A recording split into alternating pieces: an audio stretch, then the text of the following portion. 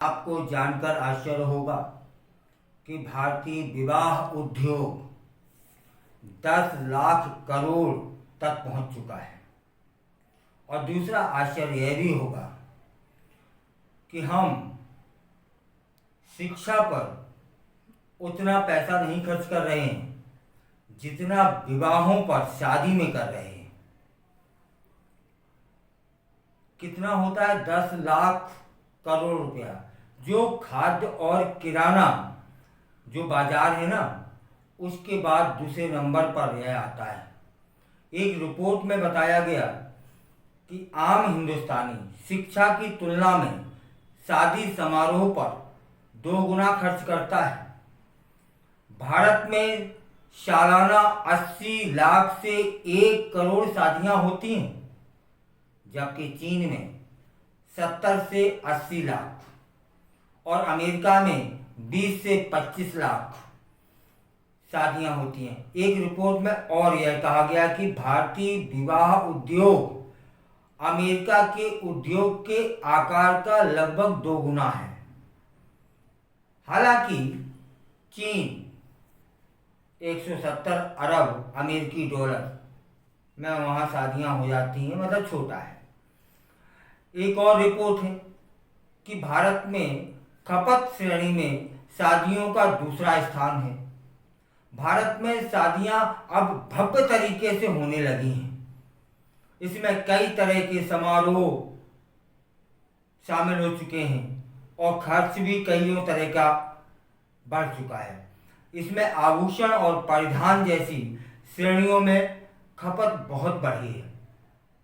अप्रत्यक्ष रूप से ऑटो तथा इलेक्ट्रॉनिक्स उद्योग को भी लाभ मिला है शादियों से। खर्चीली शादियों पर अंकुश लगाने के प्रयासों के बावजूद विदेशी स्थानों पर होने वाली आलीशान शादियां भारतीय वैभव को दिखाती हैं। हर साल 80 लाख से 1 करोड़ शादियां होने के साथ भारत दुनिया भर में सबसे बड़ा विवाह स्थल है। इसका आकार 130 अरब अमेरिकी डॉलर होने का अनुमान है।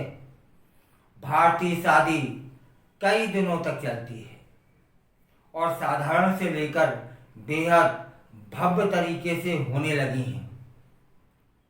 एक और रिपोर्ट बताते हैं कि भारत में विवाह पर शिक्षा की तुलना में 2 गुना खर्च किया जा रहा है, जबकि अमेरिका जैसे देशों में शिक्षा की तुलना में आधे से भी कम खर्चे में शादियां निपटा दी जाती हैं। मतलब विदेशी जो लोग हैं वह इस समय शिक्षा पर ज़्यादा खर्च कर रहे हैं, शादियों में कम, शादियों को साधारण रूप दे रहे हैं। वहीं हम हैं जो शादियों में अनाप शनाप खर्चा करने पे लगे हैं, क्योंकि शान की बात है। भले ही उस शान के लिए कर्जा क्यों ना उठाना पड़े। पड़ोसी ने जो शादी की थी वह ऐसी की थी, होटल में की थी, ये बैंड आया था, ये रोशनी हुई थी, इतना सोना पहना था, इतनी साड़ियां आई थी, यह भोजन करवाया था। हम भी वैसा ही करेंगे, भले ही वैसे ही करने के लिए हमें कर्जा लेना पड़े और उस कर्जे को उतारने के लिए 10 साल लग जाएं, लेकिन शादी हम वैसे ही करेंगे, है ना।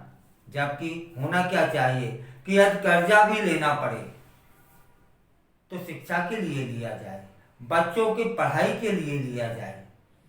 वह कर्जा कभी आकर के यदि बच्चा शिक्षित हो गया तब वह भी आपको उस कर्जा चुकाने में मदद कर देगा।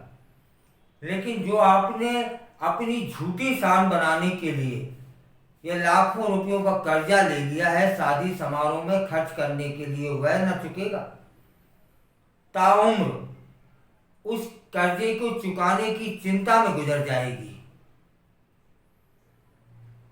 इसलिए होना यह चाहिए कि शादी समारोह जितने साधारण हो पाए, पुराने तरीके से वैसे कर लेने चाहिए और जितना अधिक पैसा हमें शिक्षा पर खर्च करना पड़े वह भी कम है।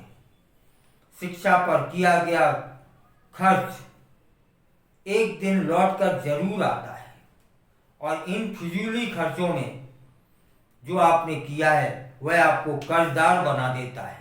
यह रिपोर्टें बता रही हैं कि भारत में किस तरह की शादियां होने लगी हैं। झूठी शान को बरकरार रखने के लिए हम कर्जदार बनते चले जा रहे हैं। घर की सुख शांति समाप्त हो रही है और शिक्षा पर नाम मात्र का पैसा है, जबकि अधिक से अधिक शिक्षा पे खर्च करना है, ना कि शादी समारोह में फिजूल खर्ची।